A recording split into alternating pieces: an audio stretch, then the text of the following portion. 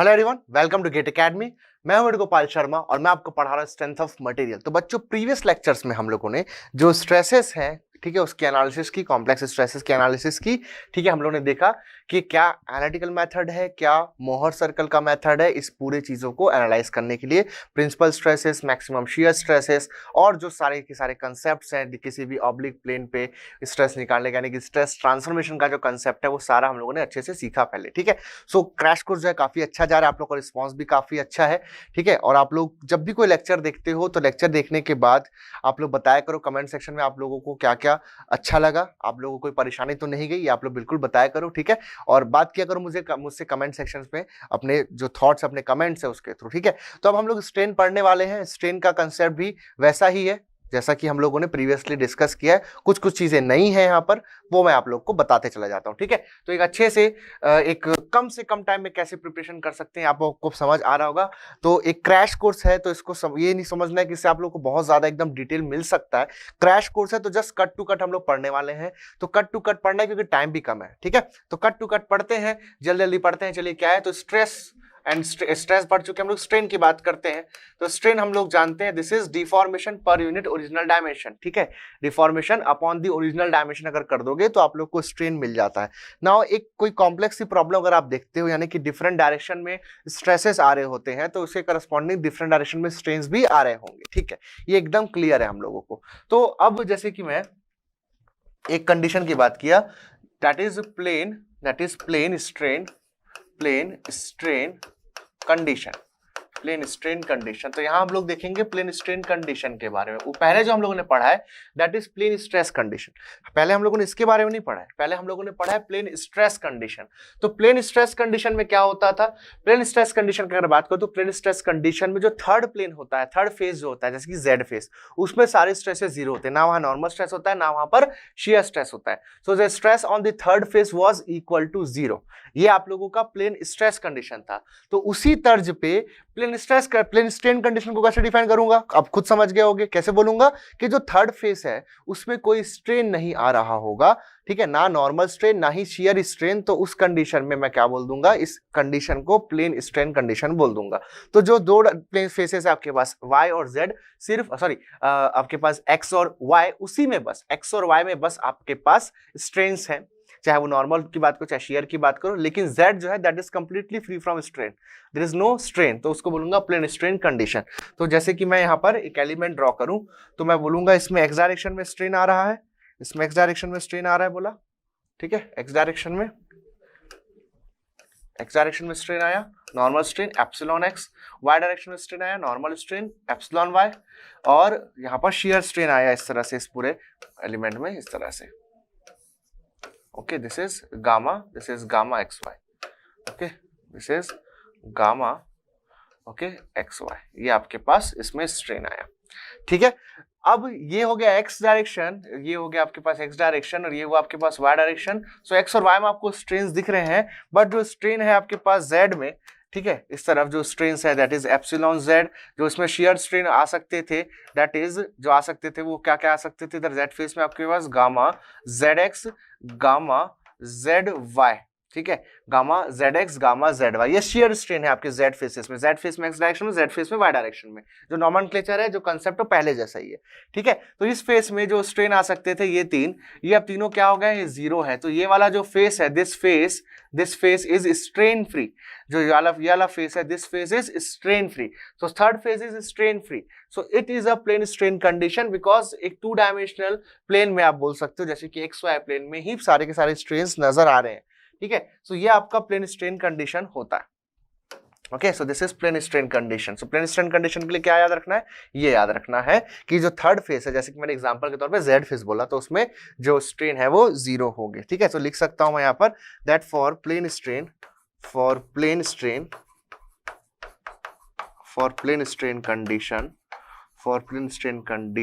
ठीक है, for plane strain condition जो स्ट्रेन है आपका, strain in the third face, third face कुछ भी लिया जा सकता है। जैसे आप YZ को ले लिए तो थर्ड फेस क्या हो गया आपका, X हो गया। ZX को ले लिए तो थर्ड फेस क्या हो गया, Y हो गया, इस तरह से। सो स्ट्रेन इन थर्ड फेस, ऐसा मैं लिख दे रहा हूं, है ना, third phase will be zero. Will be zero. तो स्ट्रेन जब बोला तो कलेक्टिवली मैं नॉर्मल और शेयर दोनों की बात कर रहा हूं, ठीक है। So strain in third phase will be zero, zero, ठीक है। सो कभी भी ये नहीं सोचना, कभी भी नहीं सोचना कि जो प्लेन स्ट्रेन कंडीशन है that is corresponding strain condition to the plane stress. Plane stress के करस्पॉन्डिंग जो स्ट्रेन्स मिलेंगे they are plane stress, no, ऐसा बिल्कुल भी नहीं है। अगर आप एक प्लेन स्ट्रेस कंडीशन को यहाँ पर देखो, एक प्लेन स्ट्रेस कंडीशन देख लो इस तरह से, ये प्लेन स्ट्रेस कंडीशन लिया मैं, ये हो गया आपके पास sigma x, okay, sigma Y and this is tau x Y. इस तरह से मैंने एक प्लेन स्ट्रेस कंडीशन लिया, this is plane stress condition. मैंने इस तरह से यहाँ पर प्लेन स्ट्रेस कंडीशन लिया। तो इस प्लेन स्ट्रेस कंडीशन में अगर आप एक थोड़ा सा कंसेप्ट लगाओ तो इस मटेरियल में आप जानोगे कि इसका पॉइजन रेशियो होगा एक म्यू, इसका यंग्स मॉडुलस होगा ई, ठीक है, शेयर मॉडुलस जी, एक्सेट्रा एक्सेट्रा आपके पास निकलते जाएंगे यहाँ पर जी एक्सेट्रा, इसका शेयर मॉडुलस इस तरह से होगा ना। मटेरियल होमोजेनियस एंड आइसोट्रोपिक है, ऐसा हम लोग यहाँ पर मान करके चलेंगे। तो आप जानते हो कि अगर आप लोग इसमें किसी भी एक डायरेक्शन में स्ट्रेस लगाओगे तो उसके करस्पॉन्डिंग जो स्ट्रेन आएगा लॉन्गिट्यूडिनल स्ट्रेन, तो बाकी दो डायरेक्शन में क्या आएगा आपके पास लेटरल स्ट्रेन आएगा। यानी कि अगर आप एक्स डायरेक्शन में लॉन्गिट्यूडिनल स्ट्रेन लाओगे तो आपको y और z में लेटरल स्ट्रेन देखने को मिलेगा। यानी कि इस डायरेक्शन में जो भी स्ट्रेन आएगा उसके कारण लेटरल डायरेक्शंस में भी उसका इफेक्ट स्ट्रेन्स के फॉर्म में आएगा, ठीक है। इसका मतलब ऐसा, यानी कि ये कभी ऐसा नहीं हो सकता कि आप x डायरेक्शन में बस लोड लगाओ और सिर्फ x डायरेक्शन में ही आप लोग को स्ट्रेन मिले किसी भी इलास्टिक मटेरियल के लिए। म्यू इक्वल टू जीरो की बात नहीं कर रहा हूं मैं, ठीक है। सो कभी भी ऐसा नहीं होगा। तो हमेशा जब आप एक्स डायरेक्शन में स्ट्रेन लगाओगे, यानी कि स्ट्रेन आया अगर, तो वाई और जेड में भी करस्पॉन्डिंग लेटरल स्ट्रेन्स आपके आएंगे, ठीक है। तो ये हमेशा होना है। सो आप देखोगे अगर एक्स डायरेक्शन सिग्मा एक्स में अगर आपके पास स्ट्रेस है तो इसमें अगर एक्स डायरेक्शन में कोई स्ट्रेन आ रहा है तो उसके करस्पॉन्डिंग वाई में भी स्ट्रेन आ गया और जेड में भी स्ट्रेन आ गया। अब यहाँ पर जो मैंने बोला कि जेड में भी स्ट्रेन आ गया, इसको एकदम कैपिटल और बोल्ड में सुनो, ये आपका जेड फेस है ना, तो जेड फेस में भी तो स्ट्रेन आ गया। सेम ऐसी वाई डायरेक्शन में जब आपने लोड लगाया, वाई एक्सिस के अलॉन्ग जब आपने लोड किया तो जेड और एक्स में भी तो स्ट्रेन आ गया। तो सिग्मा एक्स के कारण वाई और जेड में लेटरल स्ट्रेन आया, सिग्मा वाई के कारण जेड और एक्स में लेटरल स्ट्रेन आया। सो डेफिनेटली जो एक्स जेड फेस है that is being subjected to some sort of strains, आ ही रहा है। सो यहां प्लेन स्ट्रेस कंडीशन में जो स्ट्रेन है जेड फेस पे that is not zero. So Z face is not strain free, उसमें स्ट्रेन नहीं है ऐसा हम लोग बोल नहीं सकते, ठीक है। स्ट्रेन ऐसा वहां पर जीरो ऐसा नहीं है, ठीक है। तो इसमें कुछ ना कुछ स्ट्रेन आएगा due to the Poisson's effect, कुछ ना कुछ स्ट्रेन वहां पर आ रहा होगा, ठीक है। सो प्लेन स्ट्रेन कंडीशन जब हम लोग बोलते हैं तो ये और ये दोनों डिफरेंट हो जाते हैं। प्लेन स्ट्रेन कंडीशन में हम बोलेंगे कि जो हमारा जेड फेस है, जो हमारा थर्ड फेस है, उसमें जो स्ट्रेन आ रहा है दैट इज जीरो, क्लियर बात है, ओके।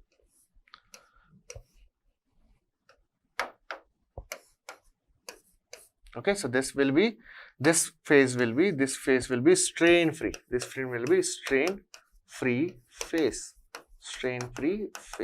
Okay, यहाँ पर क्या नाम है इसका, Z फेस, इस पर्टिकुलर की एक्स और वाई में लिया है मैंने, क्लियर बात है। तो हम लोग प्लेन स्ट्रेन कंडीशन को अभी यहाँ पर डील करने वाले हैं, प्लेन स्ट्रेन कंडीशन को। तो जैसे हम लोगों ने प्लेन स्ट्रेन कंडीशंस के प्लेन स्ट्रेस कंडीशन के लिए स्ट्रेस ट्रांसफॉर्मेशन देखा था, अब वैसे ही हम लोग प्लेन स्ट्रेन कंडीशन के लिए स्ट्रेन ट्रांसफॉर्मेशन देखने वाले हैं, ठीक है। तो लिखेंगे अब स्ट्रेन ट्रांसफॉर्मेशन, ठीक है, स्ट्रेन ट्रांसफॉर्मेशन,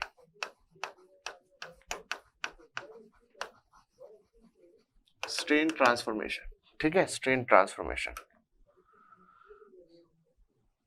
ओके। सो स्ट्रेन ट्रांसफॉर्मेशन करना है हम लोगों को, यानी कि अगर कोई भी आपको इस तरह से प्लेन स्ट्रेन एलिमेंट दे दिया है, ओके, अगर आपको प्लेन स्ट्रेन एलिमेंट दे दिया मैं इस तरह से, तो आपको ये जानना होगा या ये जानने की नीड होगी कि किसी पर्टिकुलर ओरिएंटेशन पे इस एलिमेंट को ट्रांसफॉर्म करने पर क्या क्या corresponding normal and shear strains की वैल्यू आती है। तो उसके लिए हम लोग क्या करेंगे, ट्रांसफॉर्मेशन जो इक्वेशंस होंगे नॉर्मल एंड शियर स्ट्रेन्स के, उसका इस्तेमाल करेंगे, ठीक है। तो ये एक पर्टिकुलर लोडिंग कंडीशन के लिए ओरिजिनल स्टेट ऑफ स्ट्रेन है। ये क्या है, ओरिजिनल स्टेट ऑफ स्ट्रेन है। This is your original okay, this is your original state of strain,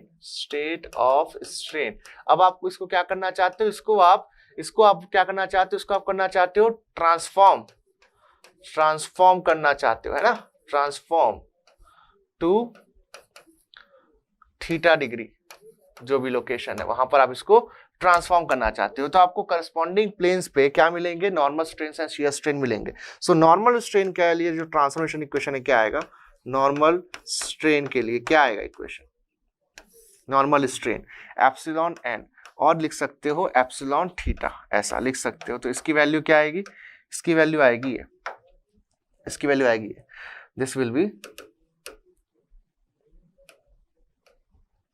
epsilon N और epsilon theta is equal to epsilon x plus epsilon Y by 2, okay, plus epsilon x minus epsilon Y by 2, okay, cos 2 theta plus gamma x Y by 2 sine 2 theta, ये आपके पास value है। अब अगर आपको ये याद रखने में अगर दिक्कत होती है तो आपको बस ये बता रहा हूं कि जो नॉर्मल स्ट्रेसेस आते हैं किसमें, प्लेन जो हमारे स्ट्रेस ट्रांसफॉर्मेशन के इक्वेशन में, जैसे कि क्या क्या आते हैं, सिग्मा एक्स आता है, सिग्मा वाई आता है और टाउ एक्स वाई आता है। तो ये इसके अगर आपको फॉर्मूले याद है, इसके अगर आपको फॉर्मूले याद है तो आपको स्ट्रेन का, प्लेन स्ट्रेन कंडीशन के लिए ट्रांसफॉर्मेशन इक्वेशन लिखने में कोई दिक्कत नहीं होगी। तो आपको मैं याद रखने का एक ट्रिक बता रहा हूं, ट्रिक ये है, इसके जगह क्या रख दो, एप्सिलॉन एक्स, इसकी जगह एप्सिलॉन वाई और इसकी जगह गामा एक्स वाई बाई 2 आप लोग रख दो, ठीक है।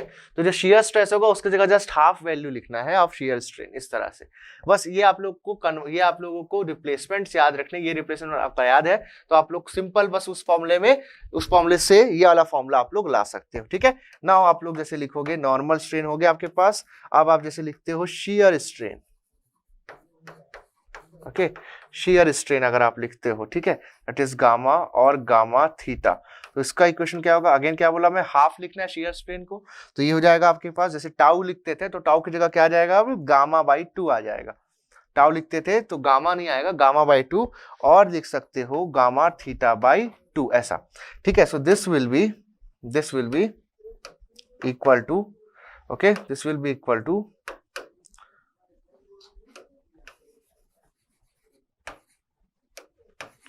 गामा बाई 2 और gamma theta by 2 will be equal to minus epsilon x minus epsilon Y by 2, okay, sine 2 theta plus gamma x Y by 2 cos 2 theta. तो जस्ट रिप्लेसमेंट याद रखना, देखना मैंने जो sigma x minus sigma y by 2 होता है तो उसमें सिग्मा एक्स की जगह एप्सिलॉन एक्स, सिग्मा वाई की जगह ये एप्सिलॉन वाई, और टाउ एक्स वाई की जगह गामा एक्स वाई बस 2 जस्ट पुट किया है, टाउ की जगह क्या पुट किया, गामा बाई 2 पुट किया है। So this will be the relation. तो यहां से अगर आप देखोगे तो ये जो 2 है ये पूरा कैंसिल आउट हो रहा है, तो यहां से आपका जो गामा और गामा थीटा आप लिख रहे हो ये आ रहा है minus epsilon x minus epsilon Y, okay, sine 2 theta plus ये हो जाएगा आपके पास gamma x Y cos 2 theta, ये आपके पास इक्वेशन निकल करके आ रहा है, ठीक है। तो this is the transformation equations from plane strain, this is the transformation equation for plane strain condition, ठीक है। तो इससे आप लोग किसी भी थीटा डिग्री पे इस तरह से किसी भी थीटा डिग्री पे आप लोग क्या होंगे नॉर्मल स्ट्रेन्स की वैल्यू वो आप लोग बता सकते हो। तो किसी भी थीटा डिग्री पे ट्रांसफॉर्म किया तो एप्सिलॉन थीटा मिल गया, ठीक है। अब इसमें सेम वही कंसेप्ट रिवील करेगा कि भाई जैसे कि मैंने इसको थीटा डिग्री रोटेट कर दिया, ठीक है, इसको थीटा डिग्री मैंने रोटेट कर दिया लाइक दिस, एलिमेंट को ट्रांसफॉर्म कर दिया थीटा डिग्री पे, ओके। तो इसको इस तरह से मैंने जैसे कि यहाँ पर थीटा डिग्री ट्रांसफॉर्म किया तो यहाँ पर जो नॉर्मल स्ट्रेन आएगा वो क्या होगा, एप्सिलॉन थीटा भाई। लेकिन ये वाला जो दूसरा प्लेन है ना, जो दूसरा प्लेन है भाई, ये वाला प्लेन तो चला गया थीटा डिग्री पे, तो क्या ये अब ऐसा दिखने लग जाएगा क्या, नहीं भाई, ये भी तो साथ साथ रोटेट होगा ना। ऊपर वाला मैंने बताया हॉरिजॉन्टल प्लेन और वर्टिकल प्लेन साथ साथ रोटेट होंगे ना, ये एलिमेंट पूरा ट्रांसफॉर्म हो रहा है। तो इस प्लेन का आ गया एप्सिलॉन थीटा, तो इस वाले का क्या होगा, इन दोनों इस वाले प्लेन का क्या होगा, यहां से ये एंगल कितना है, इस वाले प्लेन का मुझे निकालना है ना नॉर्मल स्ट्रेन, ठीक है, आफ्टर ट्रांसफॉर्मेशन। तो ये वाला एंगल कितना है बोलो, 90 प्लस थीटा होगा। तो एप्सिलॉन थीटा मिलेगा एक आपको, और एक बार क्या मिलेगा आपको, एप्सिलॉन 90 प्लस थीटा एक बार आप निकाल सकते हो। तो ये दो वैल्यूज अगर आप पुट करोगे, एक बार थीटा पुट करोगे इस इक्वेशन में और एक बार 90 प्लस थीटा पुट करोगे, तो आपको ये वाला इस वाले फेस का इस वाले फेस पे और इस वाले फेस पे क्या स्ट्रेंस आएंगे after transformation by theta degree, वो आपको पता चल जाएगा। ठीक है, तो जो नॉर्मल स्ट्रेन आएंगे आफ्टर ट्रांसफॉर्मेशन वो आपको यहां से पता चल जाएंगे। ठीक है, वो यहां से आपको पता चल जाएंगे। इसको मैं यहां से अभी रिमूव कर दे रहा हूं। ठीक है, ये हो गया आप लोगों के स्ट्रेन ट्रांसफॉर्मेशन के लिए। नाउ ये जो अगर आपको कन्वर्जन याद है तो इसी के हेल्प से आप लोग जो आगे के जो फॉर्मूले हैं वो इजीली लिख सकते हो। जैसे कि मैं बोलूं आपको कि आपको लोकेशन ऑफ प्रिंसिपल प्लेन लिखने बोला मैं, location of principal plane.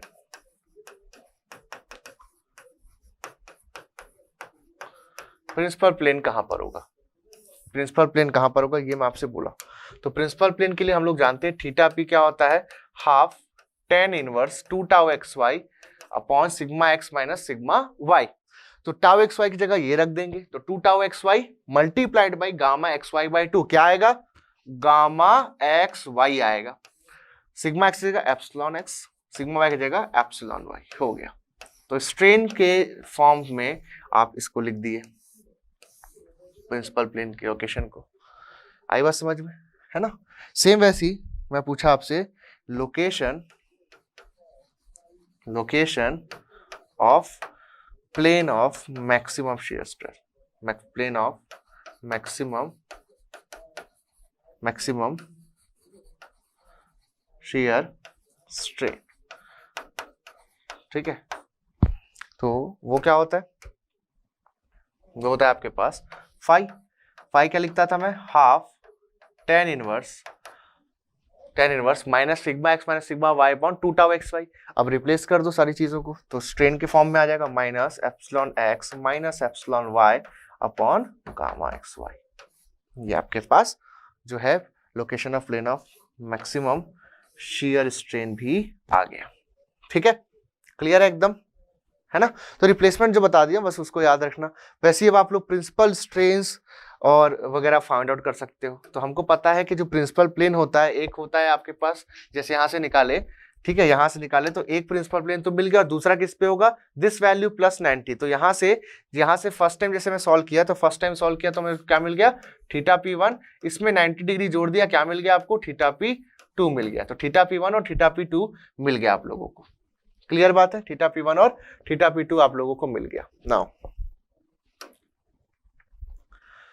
Principal strains जो है वो कैसे मिल जाएंगे, यहीं से।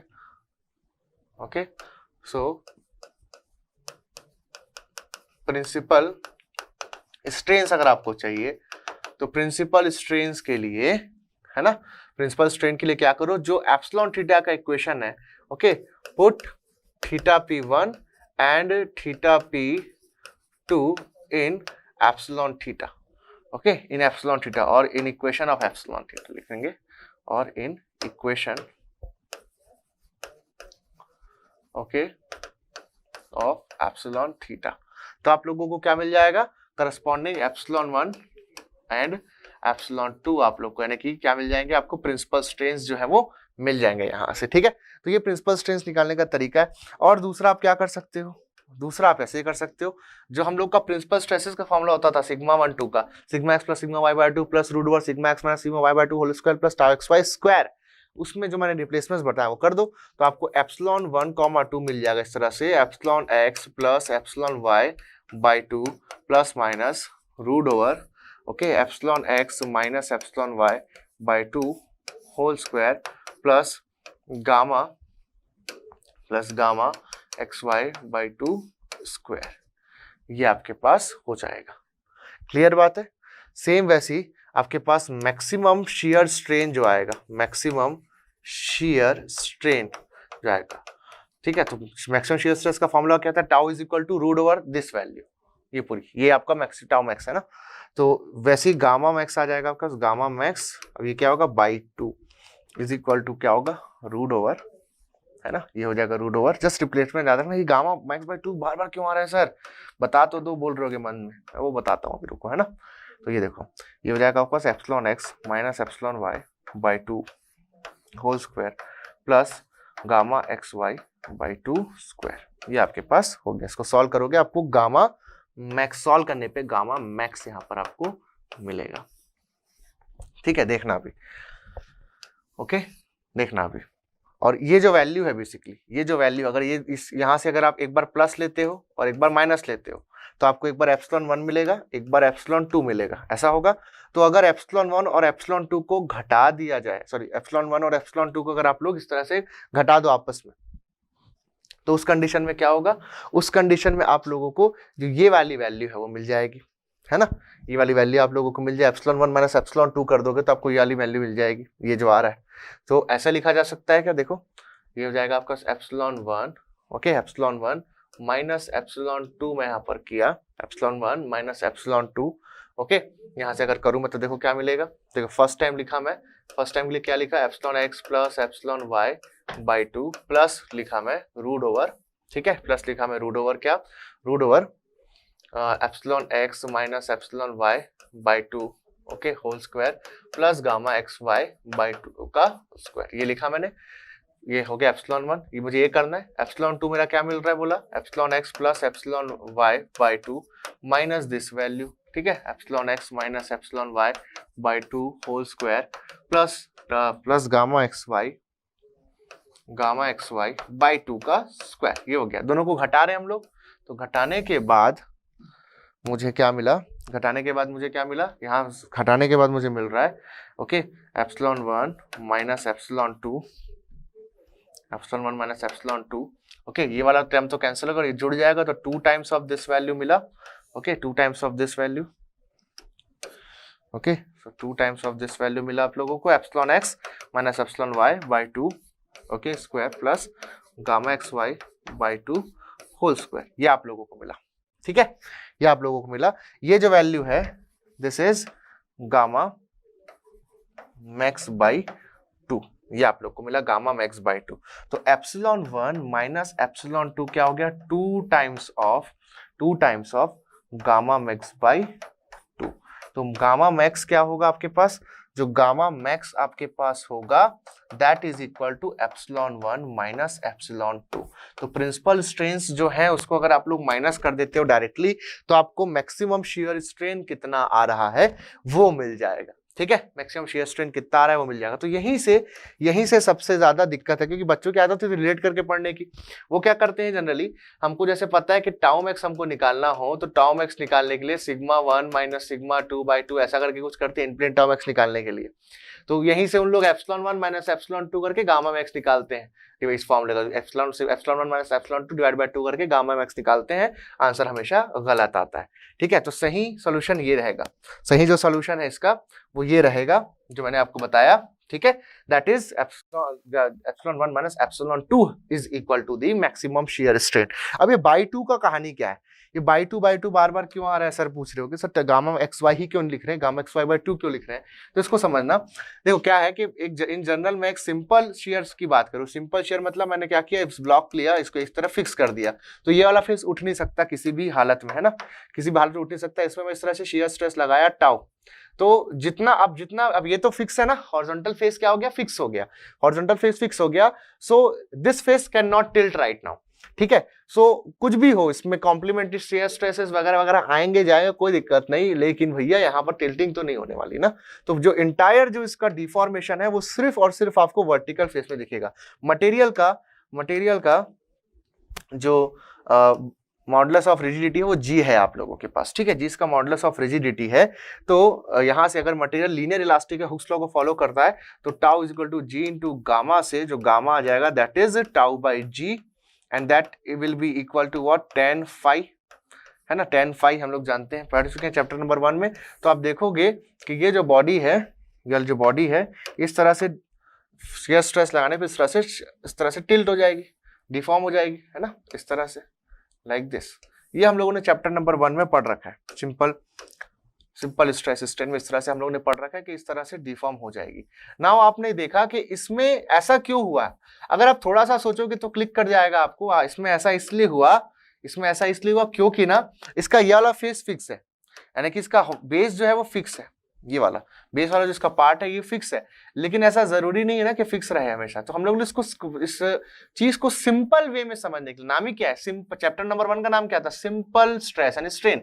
तो स्ट्रेस को थोड़ा सिंपलिस्टिक अप्रोच के साथ पढ़ना होता है उस चैप्टर में, ज्यादा उसमें एकदम ज्ञान नहीं देना होता है, ज्यादा उसमें घुसना नहीं होता है, एकदम बेसिक लेवल पे सिंपल मेथड से उसको हम लोग ऑब्जर्व करते हैं।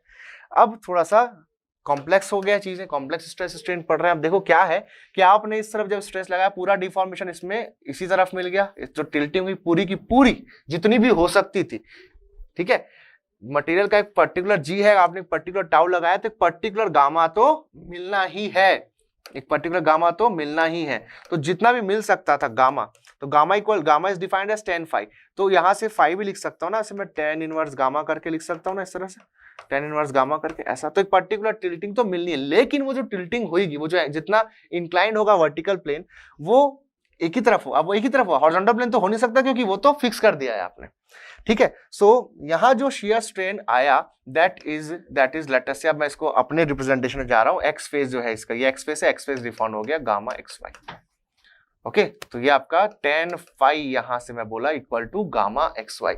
लेकिन अब जब इसको मैं ऐसा फिक्स ना रखूं, इसको जब मैं फिक्स ना रखूं, थोड़ा सा जनरल वे में बात करूं, इस तरह से कॉम्प्लेक्स प्रॉब्लम के हिसाब से बात करूं, तो ये जब टाउ लगता है इस तरफ, तो इसमें इस तरह से कॉम्प्लीमेंट्री शेयर स्ट्रेसेस भी आते हैं, फिक्स नहीं है ना, अब ये फिक्स नहीं है, लेकिन मटेरियल अभी भी वही है, बोलूं मैं, मटेरियल अभी भी वही है, जी उसका मॉडुलस ऑफ रिजिडिटी है, और आपके पास टाउ इसमें शेयर स्ट्रेस आपने उतना लगाया, तो अभी भी वही शेयर स्ट्रेन तो मिलना चाहिए, कितना, इतना मिलना चाहिए जितना पहले मिला, गामा, या अभी जो आप लिख रहे हो यहाँ पर न्यू रिप्रेजेंटेशन के हिसाब से गामा एक्स वाई, ठीक है, गामा एक्स वाई के रूप में मैंने इसको बोल दिया। तो मिलना तो अभी भी इतना ही चाहिए, लेकिन अब थोड़ा सा ना मैकेनिज्म जो है डिफॉर्मेशन का थोड़ा सा दिखने का तरीका अलग होगा। कैसे, पहले आपने का जो स्ट्रेस जो है, क्योंकि ये वाला हॉरिजॉन्टल फेस फिक्स था तो ये सिर्फ वर्टिकल फेस में टिल्टिंग हुई, लेकिन अब ये फिक्स नहीं है, ये फिक्स नहीं है, तो अब दोनों फेसेस में वर्टिकल और हॉरिजॉन्टल दोनों में ये टिल्ट कर जाएगा। तो ये वाला जो स्ट्रेस है, देखो अब इसको मैं ऐसे समझा रहा हूं, ध्यान देना, इसको कैसे स्लाइस आउट करें, देखो अगर एक बार में एक का इफेक्ट देखो कैसे डिफॉर्म होगा उसको समझना है। तो जैसे इस तरफ आपका शेयर स्ट्रेस लग रहा है और एक इस तरफ शेयर स्ट्रेस लग रहा है, तो ये वर्टिकल प्लेन जो शेयर स्ट्रेस लग रहे हैं और जो हॉरिजॉन्टल प्लेन में शेयर स्ट्रेस लग रहे हैं वो कंबाइंड इफेक्ट देंगे। तो कंबाइंड इफेक्ट जो देंगे उसको समझने के लिए मैं एक एक का इफेक्ट समझता हूं पहले। जैसे कि जो हॉरिजॉन्टल प्लेन है इसमें जो शेयर स्ट्रेस लग रहा है वो बॉडी को इस तरह से डिफॉर्म कर सकते हैं, प्लस जो वर्टिकल प्लेन में शेयर स्ट्रेस लग रहे हैं वो बॉडी को इस तरह से डिफॉर्म कर सकते हैं, है ना। सो जो रिजल्टेंट मुझे मिलेगा शेप वो कैसा होगा, जो रिजल्टेंट शेप मुझे मिलेगा वो इस तरीके का होगा, ओके। तो रिजल्टेंट जो शेप मुझे मिलेगा वो कुछ ऐसा दिखाई देगा,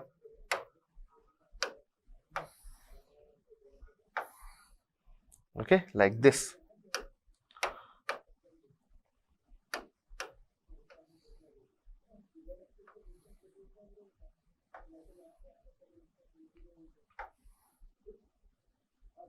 ये ऐसा हो गया डायमंड शेप, काजू कतली बोलता हूं मैं इसको जनरली क्लास में, ठीक है।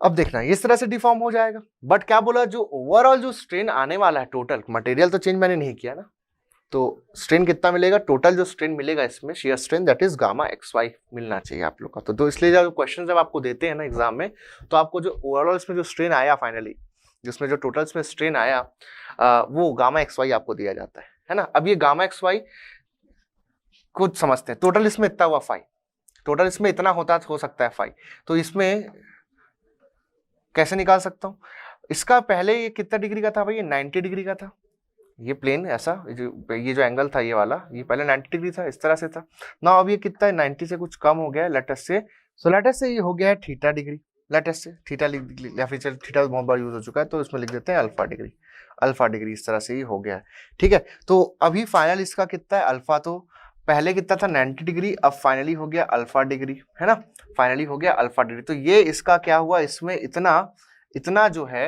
ये डिफॉर्मेशन आया है, and this deformation is equal to जो इसमें जो स्ट्रेन आया, जिसमें जो फाइनल जितनी टोटल जो इसमें टिल्टिंग में दैट इज 5, है ना। इसका जितना इसका कितना एंगल इसका चेंज हुआ, पहले जैसे 90 डिग्री का था अब ये 60 डिग्री पे आ गया फॉर एग्जांपल, तो कितना एंगल टोटल टिल्टिंग कितनी हुई, टोटल कितना एंगल इसमें चेंज हुआ, 30 डिग्री का चेंज हुआ ना, पहले 90 था अब 60 हो गया, तो 90 माइनस 60 तो टोटल 30, तो कितना इसमें टिल्टिंग हुई, कितना इसमें एंगल में चेंज आया, that is 30।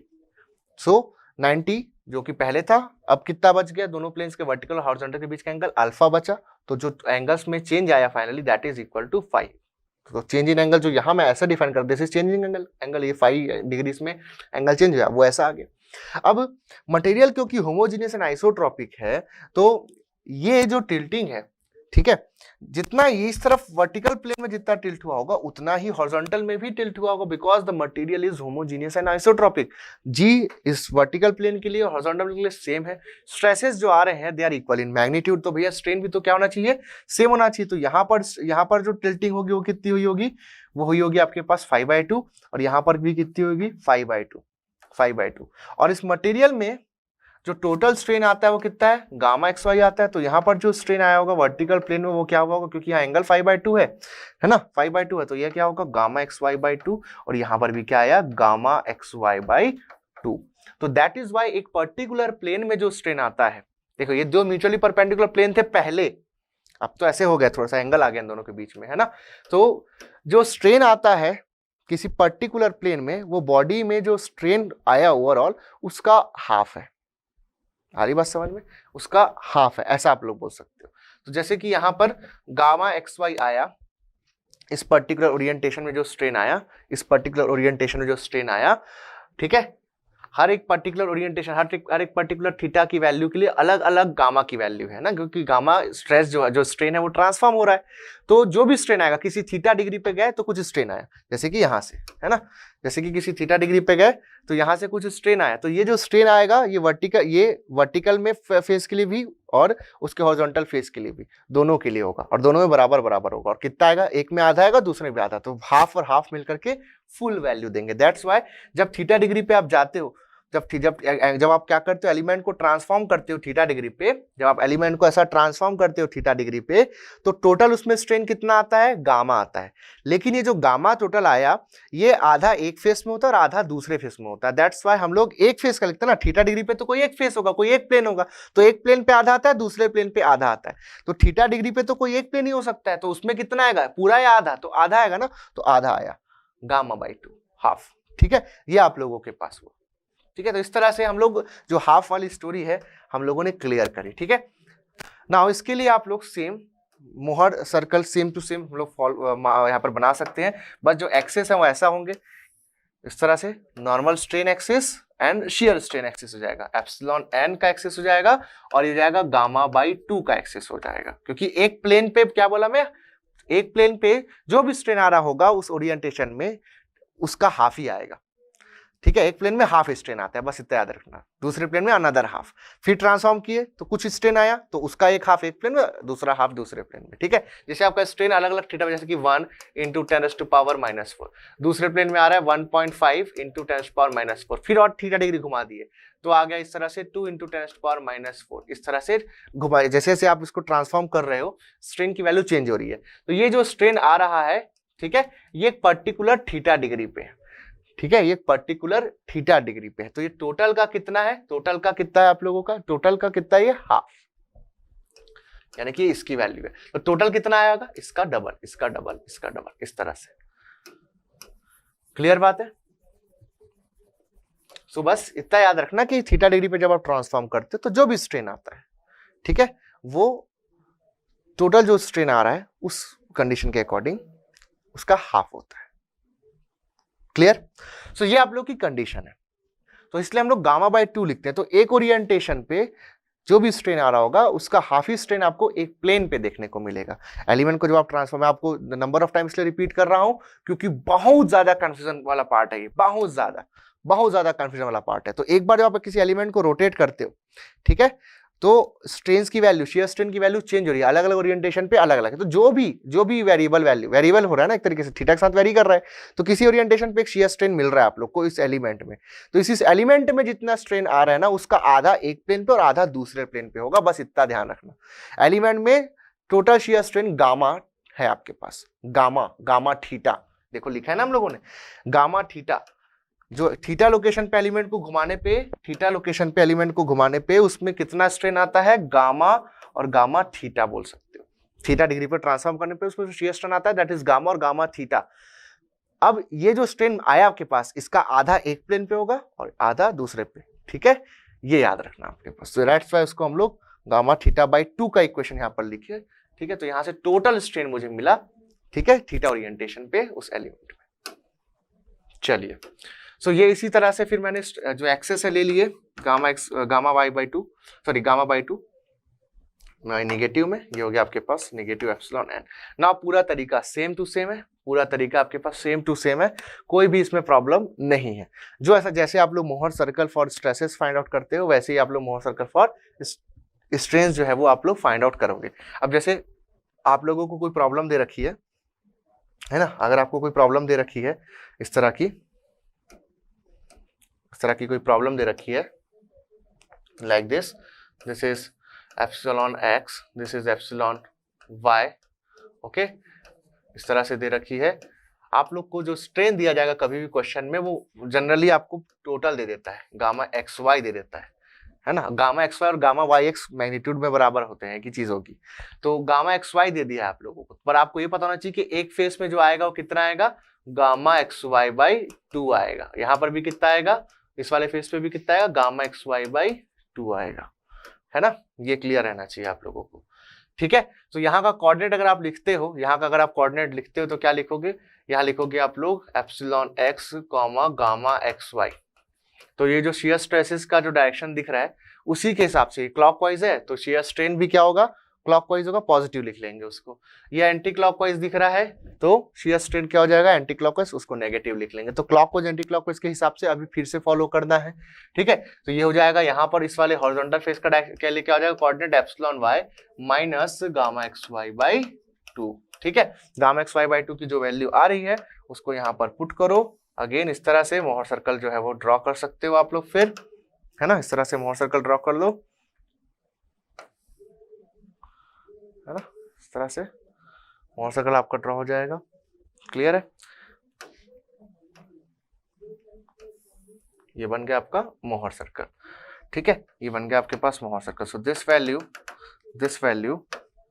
Is epsilon x, this value is gamma x Y by 2, this value is epsilon y, okay, and this value is again gamma x Y by 2। तो ये आपका वर्टिकल प्लेन A, ये आपके पास horizontal plane B आपके पास बन गया, ठीक है। Now this is plane of maximum shear strain, तो this is the gamma max by 2, that is maximum shear strain. तो ये जो वैल्यू है कितनी होगी, this is the radius of Mohr circle, this is radius of Mohr circle, है ना। This is radius of Mohr circle. तो radius of Mohr circle कितना आ रहा है भाई, रेडियस ऑफ मोहर सर्कल कितना आ रहा है, रेडियस ऑफ मोहर सर्कल आप देख सकते हो यहाँ से, this value will be what, this will be epsilon x minus epsilon Y by 2 and this is gamma x Y by 2। तो ये पाइथागोरस थ्योरम से आपको मिल जाएगा रेडियस ऑफ मोहर सर्कल यहाँ पर, okay, radius of Mohr circle मिल जाएगा आप लोगों को, and that will be what, that will be equal to root over epsilon x minus epsilon y by 2 whole square, okay, plus gamma xy by 2 whole square। ये आपके पास आ गया, ठीक है। नाउ जहां पर शियर स्ट्रेन 0 होगा वो प्रिंसिपल प्लेन होगा। तो यहाँ पर देखो ये वाला जो पॉइंट और ये वाला पॉइंट, जहां पर मोहर सर्कल आपके नॉर्मल स्ट्रेन एक्सिस को इंटरसेक्ट कर रहा है, ठीक है। ये हम लोगों ने सेम यही चीज देखी थी स्ट्रेसेस के केस में भी, वहां पर स्ट्रेस के एक्सिस को, नॉर्मल स्ट्रेस के एक्सिस को इंटरसेक्ट करता था। तो Mohr circle normal strain axis को जहां पर इंटरसेक्ट करता है, ये आपको क्या बताते हैं, ये पॉइंट क्या बताते हैं आप लोगों को, ये बताते हैं आप लोगों को प्रिंसिपल स्ट्रेन्स, ठीक है। तो ये हो जाएगा एप्सिलॉन 1, ये हो जाएगा आपके पास एप्सिलॉन 2, और क्योंकि प्लेन स्ट्रेन कंडीशन है तो थर्ड स्ट्रेन कितना हो जाएगा आपके पास, थर्ड स्ट्रेन क्या हो जाएगा, एप्सिलॉन 3, यहाँ से 0, इस तरह से हो गया, ठीक है। नाउ अगेन ये जो है आप लोग पास, ये इन प्लेन वाला बात हो गया, इन प्लेन मैक्स एब्सोल्यूट वाला वैसे ही बना सकते हो सेम टू सेम, कोई प्रॉब्लम नहीं है। लेकिन स्ट्रेन के केस पे उतना डिटेल में हम लोग जनरली नहीं जाएंगे, उतने नीड आपको नहीं पड़ेगी, ठीक है। सो अब यहां से एप्सिलॉन 1 माइनस एप्सिलॉन 2 अगर आप देखोगे, epsilon 1 minus epsilon 2 that is equal to diameter, that is equal to diameter of the Mohr circle, this is equal to the diameter of the Mohr circle. Clear बात है है ना। तो gamma max अगर मैं बोलूं यहाँ पर गामा मैक्स, तो ये तो गामा मैक्स बाई 2 है। तो देखो गामा मैक्स क्या आ रहा है, देखो ये देखो गामा मैक्स क्या आ रहा है, ये है आपके पास गामा मैक्स, ठीक है। तो जो मैक्सिमम शियर स्ट्रेन होता है, देखो gamma max by 2 is radius of Mohr circle, कौन सा, स्ट्रेन वाला मोहर सर्कल, है ना, that is gamma max by 2, not gamma max. तो गामा मैक्स जो होता है, गामा मैक्स जो होता है ऐसा बोल सकता हूं, that is equal to diameter of Mohr circle,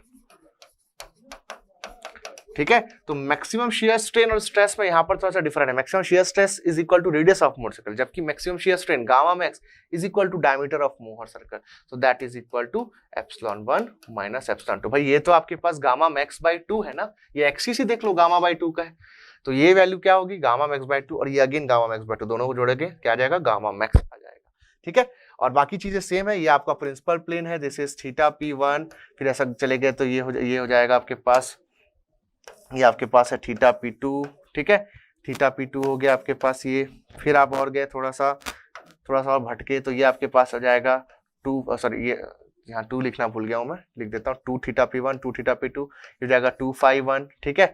और फिर ये वाला जो लोकेशन हो गया हो जाएगा 2 phi 2, तो मैक्सिमम प्रिंसिपल जो प्लेन है, अब जो प्रिंसिपल प्लेन है और plane of maximum shear stresses है वो भी आपको मिल जाएंगे, और जो एंगल है अगेन जो ओरिजिनल एंगल्स हैं उसके 2 गुने हैं, ठीक है। तो सारी चीजें, बाकी जो सारी चीजें हैं वो सेम है। So this was about the strain transformation. मैंने आपको एक ग्राफिकल अप्रोच भी जस्ट बता दिया, एक ओवरलुक यहाँ पर हम लोगों ने ले लिया।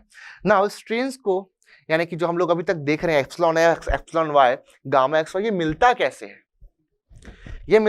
है, तो मिलता ऐसे है, हम लोग सेंसर्स का इस्तेमाल करते हैं जिसको बोलते हैं स्ट्रेन गेजेस, ठीक है, स्ट्रेन गेजेस। तो स्ट्रेन गेजेस को डिफरेंट ओरिएंटेशंस में अरेंज किया जाता है, जिसको बोलते हैं हम लोग, इन अरेंजमेंट्स को बोलते हैं स्ट्रेन रोसेट्स।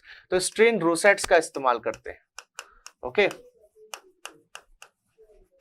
ठीक है, स्ट्रेन रोसेट का हम लोग इस्तेमाल करते हैं। This is the arrangement of strain gauges, ठीक है, स्ट्रेन गेजेस को डिफरेंट ओरिएंटेशन में अरेंज करते हैं। तो ये क्या आपके पास अरेंजमेंट है ऑफ स्ट्रेन गेजेस, ठीक है। और इसके हेल्प से फिर हम लोग क्या करते हैं, जो एप्सिलॉन एक्स, एप्सिलॉन वाई और गामा एक्स वाई है उसकी वैल्यू को फाइंड आउट करते हैं। भी हेल्प कैसे कर सकता होगा भैया, मुद्दे की बात तो ये कि हेल्प कैसे कर सकता होगा। देखो हेल्प ऐसे करता है, एक स्ट्रेन गेज की बात करता हूं, ऐसे स्ट्रेन गेज जो है, जब भी इसमें ये जो स्ट्रेन गेज है, स्ट्रेन गेज का ये एक्सिस है, लॉन्जिट्यूडनल एक्सिस, तो इसके अलोंग जब भी कोई स्ट्रेन आता है तो ये रीडिंग देता है। किसकी रीडिंग देता है, ये देता है रीडिंग नॉर्मल स्ट्रेन की। ये किसको मेजर कर सकता है, नॉर्मल स्ट्रेन को मेजर कर सकता है, क्योंकि जब ये खिंचाई, इसकी खिंचाई होगी, इसमें जब लेंथ इसकी इंक्रीज करोगे तो स्ट्रेन आएगा, उस स्ट्रेन की रीडिंग को ये आपको बता देगा कि इतना स्ट्रेन आ रहा है, ठीक है।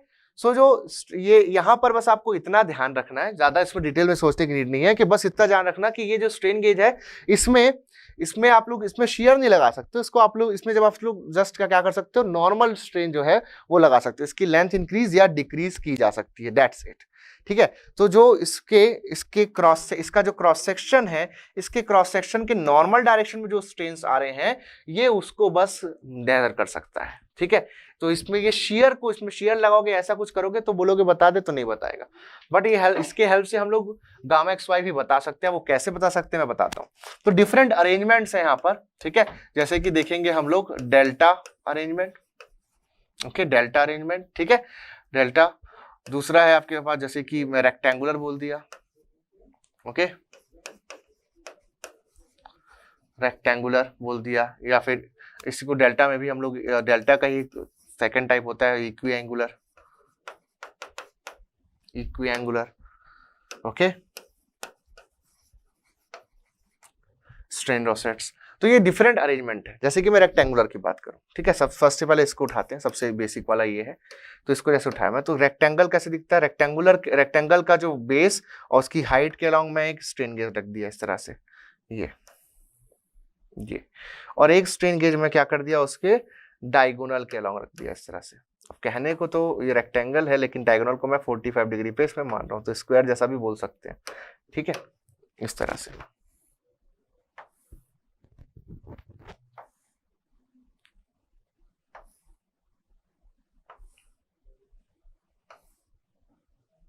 ठीक है, ये तो strain gauge number 1, strain gauge number 2, strain gauge number 3। अब मैंने क्या बोला, ये अपने लेंथ के लॉन्ग ही स्ट्रेन मेजर करते हैं, यानी कि they only major normal strain, बस इतना जान लो आप, they only major normal strain. तो इनका क्रॉस सेक्शन के परपेंडिकुलर डायरेक्शन में जो स्ट्रेन आ रहा है, यानी कि जो नॉर्मल स्ट्रेन है ये वाला, ये बस इनको ही क्या कर रहे हैं, मेजर कर रहे हैं। ठीक है, नाउ ये डिफरेंट डिफरेंट ओरिएंटेशन पे लगाए गए हैं। कितने ओरिएंटेशन है देख सकते हो, 3। First theta equal to 0 degree, second वाला थीटा इक्वल टू 45 डिग्री, और third theta equal to 90 degree, theta equal to 90 degree. अब आप नोटिस करोगे तो वो निकालने भी तो तीन ही चीज है, epsilon x, epsilon Y, gamma x y. तो यहां से हमको ये 3 स्ट्रेन गेजेस के हेल्प से 3 वैल्यूज मिलेंगी, जिसका इस्तेमाल हम लोग हमारे तीन इक्वेशंस जिसके हेल्प से हम बनाएंगे, और जो 3 अननोन्स है उसको फाइंड आउट करेंगे। तो यहाँ से क्या मिलने वाले है, यहाँ से मैं क्या बोला, ये जो भी स्ट्रेन गेज हो, चाहे किसी भी अरेंजमेंट यूज करो, they only give the normal strain, because ये सिर्फ लंबे या छोटे हो सकते हैं, इनमें इलोंगेशन या कॉन्ट्रैक्शन बस ये सेंस कर सकते हैं। ठीक है, तो इस डायरेक्शन में जो भी इलोंगेशन या कॉन्ट्रैक्शन हो रहा है यानी कि नॉर्मल स्ट्रेन, इस यहाँ पर इस ओरिएंटेशन जो भी इलोंगेशन या कॉन्ट्रैक्शन हो रहा है दैट इज नॉर्मल स्ट्रेन। यहाँ पर भी सेम, ये सिर्फ नॉर्मल स्ट्रेन मेजर कर सकते हैं। तो जो नॉर्मल स्ट्रेन का इक्वेशन है उसमें एक बार थीटा इक्वल टू 0 पुट करेंगे, एक बार 45 पुट करेंगे, और एक बार 90 पुट करेंगे, तो एक बार मिलेगा एप्सिलॉन। ठीक है, सो फर्स्ट वाले के लिए मिलेगा, जैसे कि फर्स्ट स्ट्रेन गेज है, ठीक है, तो फर्स्ट वाले से क्या मिलेगा, फर्स्ट स्ट्रेन गेज से क्या मिलेगा, फर्स्ट स्ट्रेन गेज से क्या मिलेगा, देखना, फर्स्ट स्ट्रेन गेज से आपको मिलेगा एप्सिलॉन थीटा, लिखता हूं ना, तो देखो थीटा इक्वल टू क्या हो गया, epsilon theta equal to 0 degree. तो ये जो इक्वेशन है आपके पास एप्सिलॉन, इसकी रीडिंग होगी ना, इसकी रीडिंग आपके पास दी गई होगी, इसकी रीडिंग आपको दी गई होगी क्वेश्चन में, इसकी रीडिंग भी दी जाएगी, इसकी रीडिंग भी दी जाएगी। ठीक है, epsilon x plus epsilon Y by 2, ये वैल्यू नोन है, यानी कि है ना, this is known, this is known, this is not an unknown value. ठीक है, दिस इज नोन वैल्यू, तो नोन है epsilon x minus epsilon Y by 2 cos 2 theta, okay, plus gamma x Y by 2 sine 2 theta, ये मैंने लिखा एक बार। फिर एक बार सेम इक्वेशन, एक बार पूरा का पूरा सेम इक्वेशन नेक्स्ट टाइम मैं किसके लिए यूज किया, सेकंड स्ट्रेन गेज के लिए, सेकंड स्ट्रेन गेज के लिए यूज किया। तो सेकंड स्ट्रेन गेज के लिए क्या लिखा मैं, सेकंड स्ट्रेन के लिए क्या लिखूंगा, epsilon theta equal to 45 degree, ये वैल्यू भी नोन है।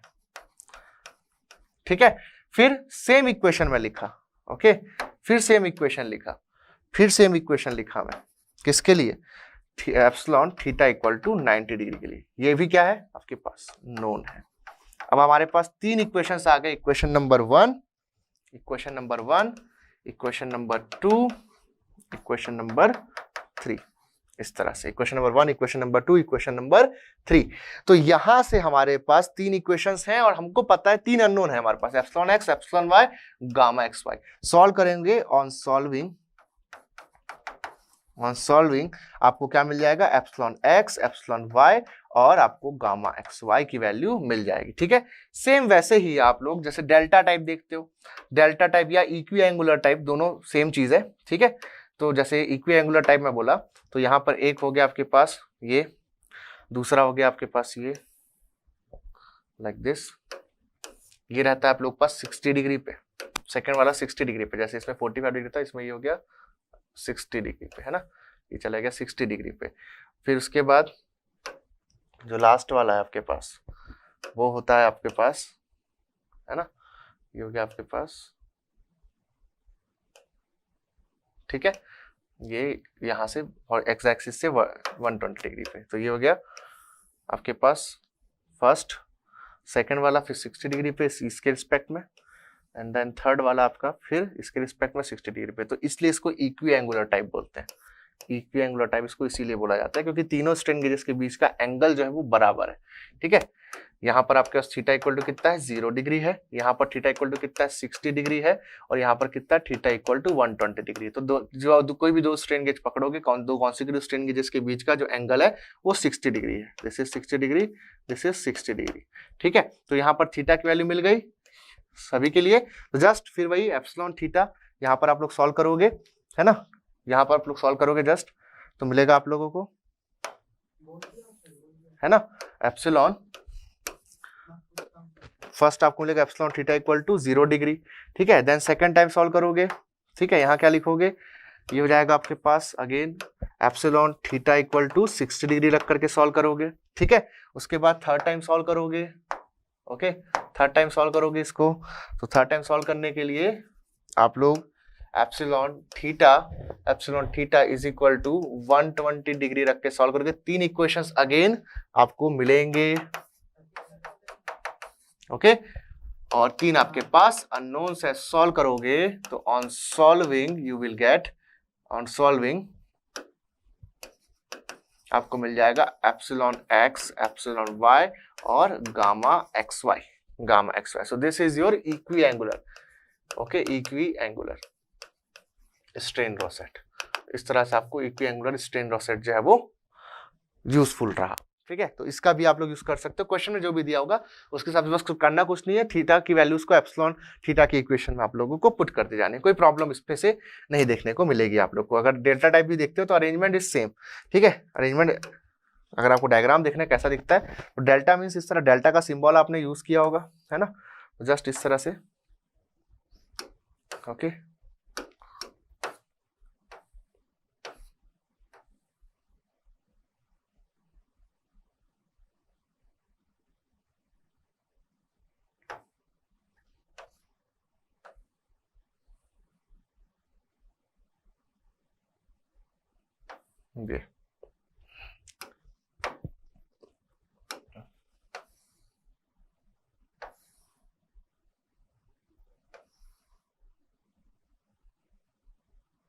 ये इस तरह से, ठीक है। इसके अलावा ये तो इस तरह से मैं जो स्ट्रेन गेजेस को अरेंज कर दिया। यहाँ पर भी जो थीटा है, थीटा आपके पास यहाँ पर भी वही है, थीटा एक हो गया, यहाँ से नाप रहे हैं एक्स डायरेक्शन से, ठीक है। तो थीटा इक्वल टू 0 डिग्री, उसका थीटा इक्वल टू यहाँ हो गया आपका 60 डिग्री, यहाँ हो गया theta equal to 120 degree just. तो वैल्यूज फिर सेम वही है, तो इक्वेशन सेम वैसे ही मिलेगी, आंसर आपको सेम मिलेगा। So this was about the strain rosette. तो इसका स्ट्रेन रोसेट का इस्तेमाल करके जो एप्सिलॉन एक्स, एप्सिलॉन वाई और गामा एक्स वाई है, ये आप लोग इसका हिसाब से फाइंड आउट कर सकते हो, ठीक है।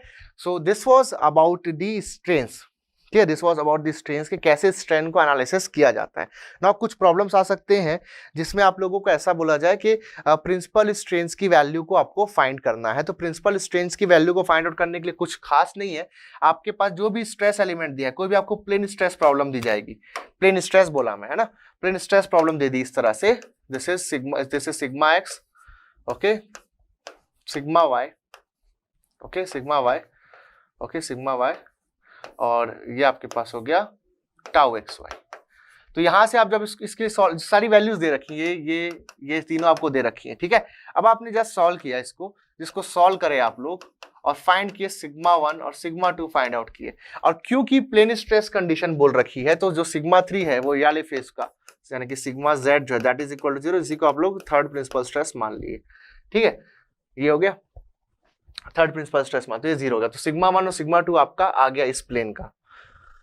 अब आपको इसके करस्पॉन्डिंग स्ट्रेन्स निकालने हैं, ऐसा क्वेश्चन आ जाता है। तो कुछ नहीं करना है, ऐसे केस में आप लोगों को जो जनरलाइज्ड हुक्स लॉ है उसका इस्तेमाल कर लेना है, ठीक है। वो लोग ऐसा जनरलाइज्ड हुक्स लॉ कैसे यूज कर सकते हैं बेटा, जनरलाइज्ड हुक्स लॉ अगर आप थोड़ा सा भी दिमाग में अगर आपके चमकेगा तो आप एकदम बना सकते हो। क्यों? क्योंकि अगर आपने जनरलाइज्ड हुक्स लॉ पढ़ा है ठीक से, कि मैंने तो ठीक से पढ़ाया था, अब आपने पढ़ा नहीं कि पढ़ा, मैं तो जानता नहीं, लेकिन ठीक है। जैसे कि आप देख पाओगे, ये होता है आपके पास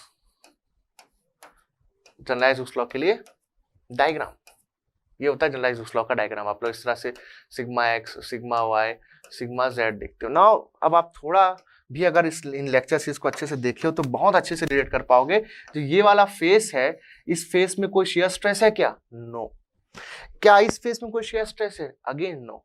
क्या यहाँ है कोई? नहीं। तो क्योंकि all these three faces in the figure जिसके बेसिस पे हम लोगों ने जनरलाइज्ड हुक्स लॉ लगाया है, उसमें आप देखोगे तो each and every face from the element which is being used to derive the generalized Hooke's law is free from stress, shear stress। तो ये जो तीन फेसेस हैं, जो फेसेस दिख रहे हैं, सभी क्या है आपके पास? प्रिंसिपल फेसेस या फिर प्रिंसिपल, ओके, प्रिंसिपल प्लेन्स है बोल सकता हूं मैं। और अगर ये प्रिंसिपल प्लेन्स है तो भैया ये क्या है आपके पास? ये सभी तो प्रिंसिपल स्ट्रेस बन गए, ये सभी प्रिंसिपल स्ट्रेसेस हैं। तो generalised Hooke's law can be directly implemented in case of principal plane. तो जब आप एलिमेंट को ट्रांसफॉर्म करके प्रिंसिपल लोकेशन पे चले जाओगे, जब आप एलिमेंट को ट्रांसफॉर्म करके प्रिंसिपल लोकेशन पे ले जाओगे, so all the shear stresses will vanish, completely गायब, छूमंतर।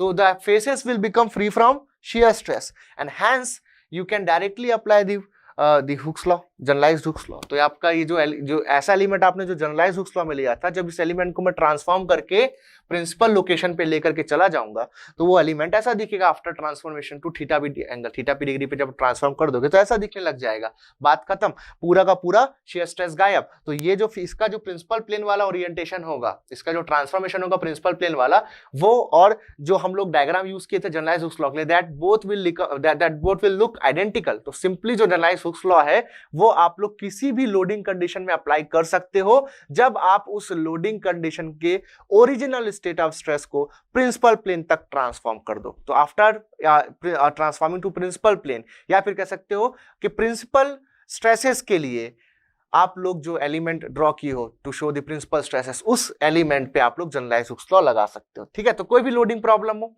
शाफ्ट की, बीम की, कैसी भी, तो उसमें जब आपने प्रिंसिपल ओरिएंटेशन फाइंड आउट कर लिया कि किस जगह पे प्रिंसिपल स्ट्रेसेस मिल रहे हैं, शेयर स्ट्रेसेस 0 मिल रहे हैं, तो उस कंडीशन में, उस लोकेशन पे आप लोग जनरलाइज्ड हुक्स लॉ यूज कर सकते हो। सो हियर हम लोग अब जनरलाइज्ड हुक्स लॉ यूज करेंगे, तो जो स्ट्रेसेस आए इस प्रॉब्लम में, तो अब स्ट्रेन्स कितने आ रहे हैं उसके लिए हम लोग जनरलाइज्ड हुक्स लॉ यूज करेंगे। तो एप्सिलॉन 1 आ रहा होगा, तो एप्सिलॉन 1 लिखूंगा sigma 1 by E minus mu into sigma 2 by E. Sigma 3 लिखने की नीड नहीं, क्योंकि वो तो 0 है, यहाँ पर हमारे पास प्लेन स्ट्रेस कंडीशन है, 0 है ना।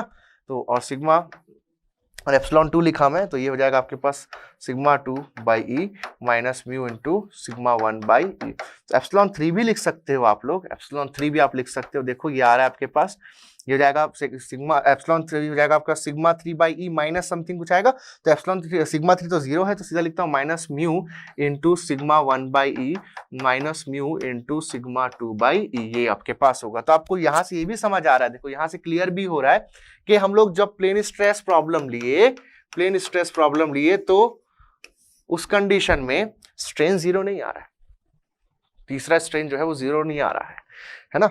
अगर ऐसा होता, अगर मान लीजिए कि स्ट्रेन भी 0 होता तो ये 0 होना चाहिए, बट ऐसा नहीं हुआ। तो यानी कि जो थर्ड फेस है, जो जेड फेस है, उसमें स्ट्रेन आता है। ये यहाँ से जो मैं इतने देर से बोल रहा हूँ वो प्रूव भी हो गया। So this was the complete discussion about the complex strains. I hope आपने लेक्चर काफी एंजॉय किया होगा, बहुत सी नई नई चीजें आपको पता चली होगी और चीजें सीखने को मिलेगी। ऑल्दो जब आप फुल कोर्स अगर कभी आप प्लान करते हो तो आपको बहुत डिफरेंट एक एक्सपीरियंस मिलता है। ठीक है, काफी हम लोग डिटेल में हर एक चीज पे बात कर पाते हैं। अभी टाइम कम है, तो जितना कट टू कट में मैं जितना अच्छा डील कर सकता था, ठीक है, मैंने उतना अपना बेस्ट ट्राई किया है फिलहाल के लिए। ठीक है, और आने वाले टाइम पे आप लोग को और मैं बेस्ट फॉर्म में और अच्छे से जो कंटेंट है वो यूट्यूब पे और डिफरेंट प्लेटफॉर्म जो हमारे गेट एकेडमी के हैं उस पर देता रहूंगा। ओके, तो चलो बच्चों, आज के लेक्चर में इतना ही। Love you all, thank you.